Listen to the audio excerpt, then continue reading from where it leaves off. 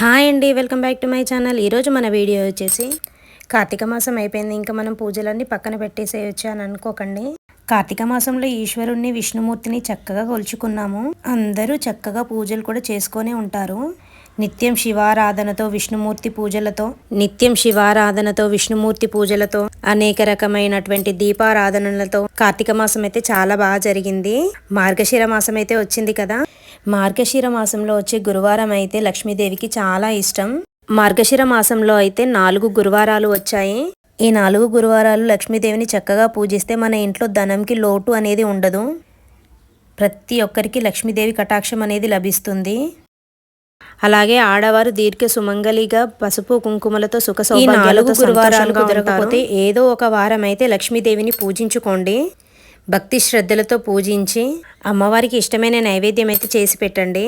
ఇలా చేయడం వల్ల అమ్మవారి బ్లెస్సింగ్స్ ఖచ్చితంగా లభిస్తాయి. ఇప్పుడు మనకు మార్గశిర మాసంలో డిసెంబర్ 5న అయితే ఫస్ట్ గురువారం అయితే వస్తుంది. ఆ రోజున లక్ష్మీదేవిని చక్కగా పూజించుకొని పులగం అయితే నైవేద్యంగా చేసి పెట్టాలి. ఇంకా 2వ గురువారం లక్ష్మీదేవిని చక్కగా పూజించుకొని చక్కెరతో చేసిన అట్లను అయితే నైవేద్యంగా పెట్టాలి. అలాగే 3వ వారం లక్ష్మీదేవికి పరమాన్నం నైవేద్యంగా సమర్పించాలి. ఇంకా మార్గశిర మాసంలో వచ్చే చివరి గురువారం డిసెంబర్ 26th వస్తుంది. ఆ రోజు అమ్మవారికి నైవేద్యంగా పులిహోర ఇంకా గారెలను అయితే సమర్పించాలి. ఇంకా వీలైన వారు అమ్మవారికి అభిషేకాన్ని కూడా చేసుకుంటే చాలా మంచిది. అన్ని గురువారాలు వీలవ్వకపోతే ఏదో ఒక గురువారం అయితే టైం చూసుకొని చేసుకోండి, అంతా మంచి జరుగుతుంది. సూర్యోదయానికి ముందే ఈ పూజ చేసుకోవడం చాలా మంచిది. లక్ష్మీదేవి విగ్రహం కానీ ఫోటో కానీ ప్రతి ఒక్కరి ఇంట్లో ఉంటుంది కదా. ఒకవేళ లక్ష్మీదేవి విగ్రహం కానీ ఫోటో కానీ లేని వారు ఈ మార్గశిర మాసంలో ఇంటికి తెచ్చుకోండి. లక్ష్మీదేవిని మార్గశిర మాసంలో ఇంటికి తెచ్చుకోవడం వల్ల చాలా బాగా కలిసి వస్తుంది అందరికీ. ఫస్ట్ లక్ష్మీదేవి పూజ స్టార్ట్ చేసే ముందైతే పసుపు గణపతిని మనం ప్రిపేర్ చేసుకోవాలి. పసుపు గణపతిని పూజించుకొని పువ్వులు అక్షంతలు అయితే సమర్పించాలి. వీలైతే అష్టోత్తరం చదువుకుంటే చాలా మంచి జరుగుతుంది. ఇలా గణపతి పూజ చేసుకున్నాక లక్ష్మీదేవిని గులాబీ పూలతో అలంకరించుకోవాలి. ఇంకా అందులోనూ రెడ్ కలర్ రోజ్ ఫ్లవర్స్ అయితే లక్ష్మీదేవికి చాలా ఇష్టం కనుక లక్ష్మీదేవిని ఎర్ర గులాబీలతో పూజించుకోండి. ఇలా పువ్వులతో అమ్మవారిని అలంకరించుకున్నాక అమ్మవారి ఫోటో ముందైతే దీపాన్ని వెలిగించుకోవాలి. మీ దగ్గర ఏ దీపం అవైలబుల్గా ఉంటే అది వెలిగించుకోండి. ముఖ్యంగా పిండి దీపాలు అయితే చాలా శ్రేష్టం.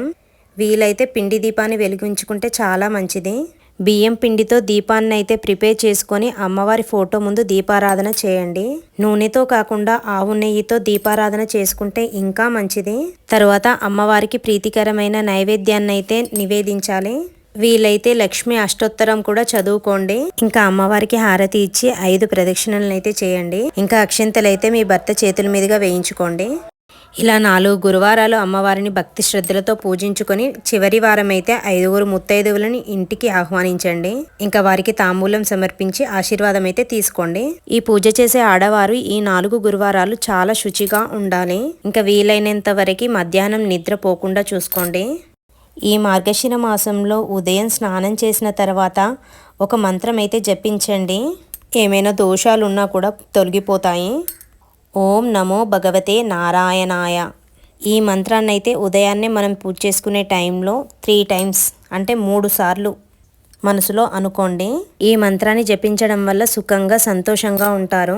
అంతేకాకుండా ఈ మాసంలో శ్రీకృష్ణుని పూజిస్తే వివాహం కాని అమ్మాయిలకి వివాహం జరుగుతుందని చాలా మంది నమ్ముతారు. లక్ష్మీనారాయణుడికి ప్రీతికరమైన మార్గశిర మాసంలో చేసే గురువారం లక్ష్మీ పూజకు చాలా విశిష్టత అయితే ఉంటుంది. కాబట్టి విష్ణువుకి ఎంతో ఇష్టమైన ఈ మాసంలో లక్ష్మీ పూజలు చేసే వారికైతే సుఖ సంతోషాలు కలుగుతాయి. ఇంకా ఒక ముఖ్యమైన విషయం, పూజకు ముందే ఇంకా గడపని చక్కగా అలంకరించుకోండి. ఇంకా ఇంటి ముందు చక్కగా ముగ్గులు అయితే వేసుకోండి. ఇంటిని బాగా అలంకరించుకోవడం ఇంకా నీట్గా పెట్టుకోవడం అయితే లక్ష్మీదేవికి చాలా ఇష్టం. ఇంకా గడపని చక్కగా అలంకరించుకొని పుష్పాలను అయితే పెట్టుకోండి. గడప ఇంకా మన స్టవ్ అనేవి లక్ష్మీదేవికి ప్రతిరూపాలు.